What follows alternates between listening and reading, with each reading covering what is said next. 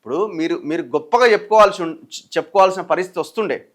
మీరు విద్య కోసం 6% కేటాయించేది మేము 15%, 20% కేటాయించినాం, ఇది బాకీ పడ్డట్ట అని చెప్పుకుంటుంటే చాలా గొప్పగా ఉంటుండే. ఏముందండి ఫ్రీ స్కీమ్లది?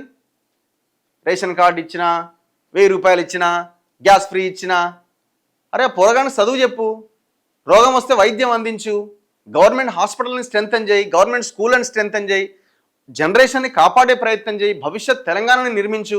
ఆ ప్రయత్నం ఎందుకు జరుగుతలేదు? ఇందులో ఈ విషయంలో బీఆర్ఎస్ బాకీ పడ్డది, కాంగ్రెస్ బాకీ పడ్డది, ఈ దేశంలో ఉన్న బీజేపీ ప్రభుత్వం కూడా బాకీ పడ్డది.